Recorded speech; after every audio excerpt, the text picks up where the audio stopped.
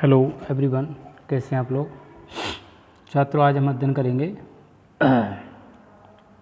Paper code 403 assessment of learning unit 4। इसमें पिछले lecture के माध्यम से मैंने बताया था आपको importance of statistics in education, मतलब सांख्यिकी के बारे में। स्टैटिस्टिक्स क्या है, उसकी विशेषताएं वगैरह वो सब बताया था, उसकी इम्पोर्टेंस क्या है। तो आज का जो टॉपिक है वो इम्पोर्टेंट स्टैटिस्टिकल टर्म्स सांख्यिकी में प्रयोग होने वाले जो मुख्य पद हैं या कॉन्सेप्ट हैं, टर्म्स हैं, वो कौन कौन से हैं, वो कौन कौन सी स्टेप होती हैं जिनके बेस पे सांख्यिकी या स्टैटिस्टिक्स को संपन्न किया जाता है। ठीक है, तो जो स्टैटिस्टिक्स है वो शब्द सांख्यिकी शब्द जो है वो दो रूपों में होता है, दो टाइप्स हैं इसके। एक तो इसको दो प्रकार से दो रूपों में देखा जा सकता है। नंबर 1 ज्ञान के अनुशासन डिसिप्लिन के रूप में देखा जा सकता है, और दूसरा जो है सांख्यिकीय आंकड़ों के रूप में देखा जा सकता है, डाटा कलेक्शन के रूप में देखा जा सकता है। ठीक है, तो इसके जो मुख्य पद हैं सांख्यिकी में जो प्रयोग होते हैं वो पहला है पॉपुलेशन, समष्टि या जिसे कहते हैं पॉपुलेशन, जनसंख्या। तो यहाँ पर पॉपुलेशन को नॉर्मली इस इंग्लिश में, हिंदी में जनसंख्या कहते हैं। पॉपुलेशन शब्द जो है जनसंख्या के लिए प्रयोग मिलाया जाता है। बट जो स्टैटिस्टिक्स है, सांख्यिकी है, उसमें इस शब्द का जो प्रयोग है वो ऐसे व्यक्तियों के लिए किया जाता है, ऐसी वस्तुओं के लिए किया जाता है या समूह के लिए किया जाता है जिनमें जो है कुछ सामान्य गुण होते हैं, जिनका एनालिसिस किया जाता है। ये मुख्यतः रिसर्च में, जब रिसर्च किया जाता है स्टैटिस्टिक्स वगैरह, तो उसमें इसका ज़्यादा वो रहता है। ठीक है, तो सामान्य जो गुण होते हैं, जैसे फॉर एग्जांपल हाई स्कूल के छात्र, ठीक है, किसी विद्यालय के छात्र, स्टूडेंट्स, बीएड के छात्र या बीएड का क्षेत्र, ठीक है, लोकसभा के सदस्य, विधानसभा के सदस्य, किसी भी समष्टि में व्यक्ति अथवा वस्तुओं की जो संख्या है वो बहुत ही अधिक हो सकती है और सीमित भी हो सकती है, कम भी हो सकती है। मीन्स जो पॉपुलेशन है, जो जनसंख्या है, उसमें से कुछ लोगों को लेकर के उनके आधार पर उनका वो किया जाता है, उसका आकलन किया जाता है। ठीक है, तो ये जो है पहला पद है। दूसरा है सैंपल। एक नॉर्मल सी भाषा में हम बोलते हैं ना सैंपल, बिजनेसमैन यूज करते हैं सैंपल का। तो सैंपल क्या है उसके बारे में आपको पता ही है। सपोज दैट एक व्यापारी अगर गेहूं का व्यापार कर रहा है या किसी और चीज़ का व्यापार कर रहा है, बैग का व्यापार कर रहा है या चेयर कुर्सियों का कर रहा है, तो वो सबसे पहले सैंपल दिखाता है। तो सैंपल तो ऐसा तो नहीं है वो पूरा मटेरियल दिखा दे ले जा करके। बैग का अगर कोई बिजनेस कर रहा है तो ये तो नहीं है कि वो सैंपल में पूरा ट्रक भर के ले जाए, एक दो पीस सैंपल में वो दिखाता है। तो वही चीज़ है यहाँ पर।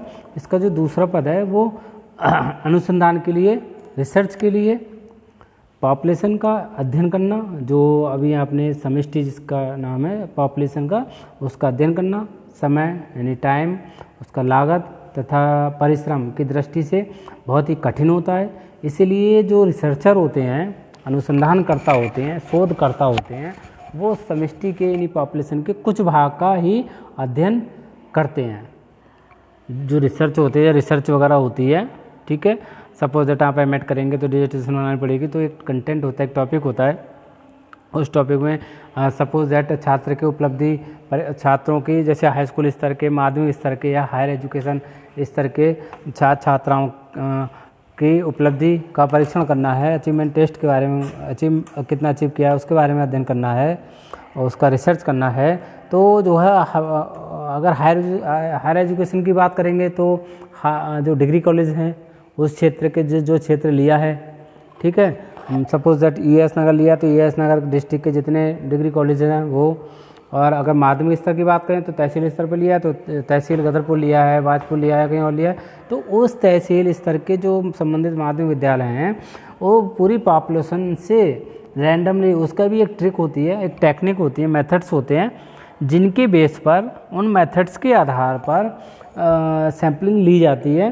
तो वही चीज़ यहाँ पर रिसर्चर जो होते हैं, अनुसंधान करता है, शोधकर्ता, वो उस पॉपुलेशन का कुछ भाग लेते हैं रैंडमली ठीक है। और सुनिश्चित विधि से जो पहले से उन्होंने निर्धारित कर रखा है, मेथड कर रखी है, उस मेथड से विश्लेषण उसका एनालिसिस करते हैं। उस एनालिसिस करने के लिए धीरे बोलता हूँ, आपको शायद आवाज़ तेज आ रही होगी। तो उसके एनालिसिस करने के लिए उसको चुना जाता है, उस समष्टि से चुना जाता है, यानी कि उस प्रॉब्लम जो पॉपुलेशन है उनमें से कुछ लोगों को चुना जाता है और उपसमूह या उपसमुदाय निदर्श अथवा प्रतिदर्श कहलाता है। इसको क्या कहते हैं? निदर्श या सैंपल, ठीक है, प्रतिदर्श भी कहते हैं हिंदी में।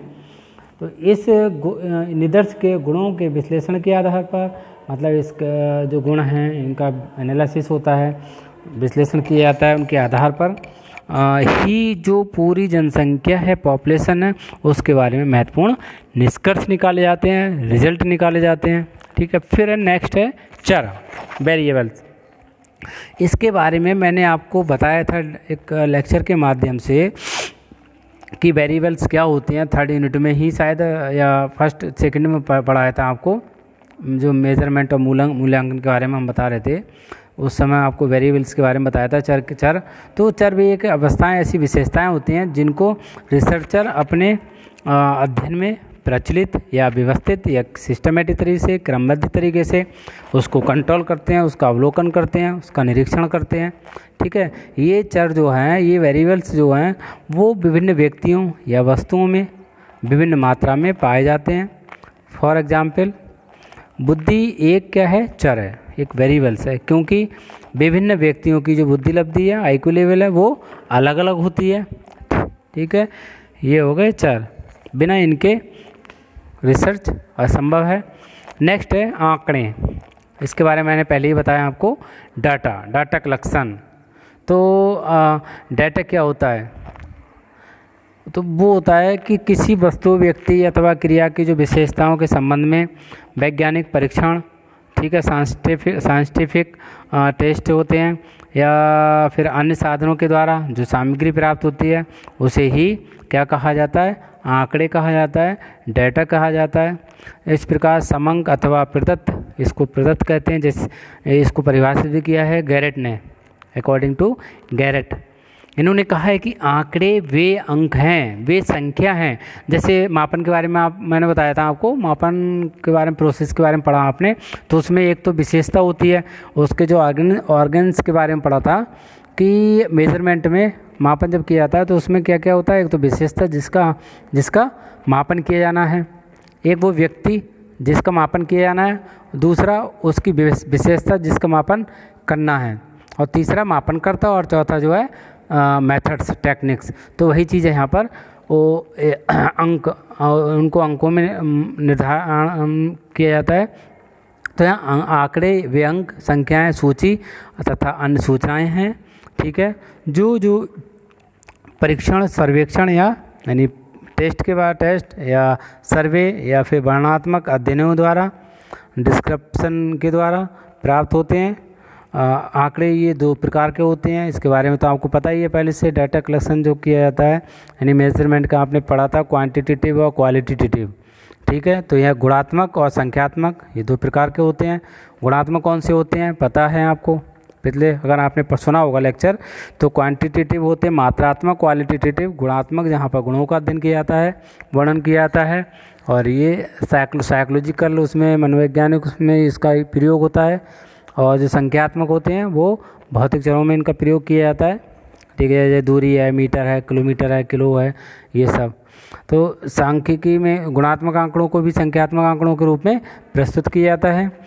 नेक्स्ट है प्राप्तांक, स्कोर। इसके बाद क्या होता है कि वह व्यक्ति, जो रिसर्चर है, जो प्राप्तांक एक तरीके से वह संख्या होती है जो किसी व्यक्ति या वस्तु की विशेषता की मात्रा का ज्ञान कराती है।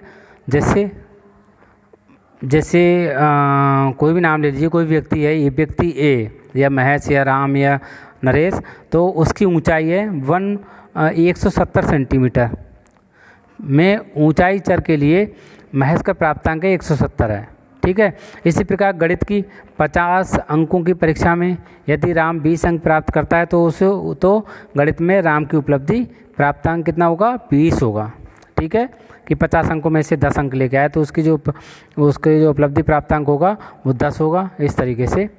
नेक्स्ट है प्राप्तांकों की सीमाएं, ठीक है।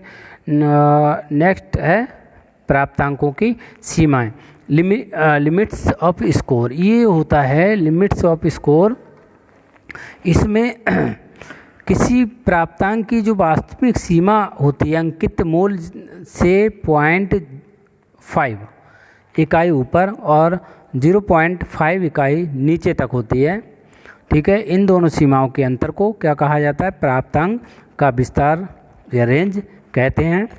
फॉर एग्जाम्पल 0 का विस्तार यानी -0.5 से +0.5 और 1 का विस्तार ये हो गया प्लस में +0.5 से 1.5 और 15 का विस्तार 14.5 और यानी 14.5 से 15.5 तक होता है, यानी उसमें 1 ऐड हो जाता है, ठीक है। इस प्रकार जो है प्राप्तांक की इन दोनों सीमाओं को प्राप्तांक की क्रमशः निम्न सीमा और उच्च सीमा, lower limit and upper limit कहते हैं।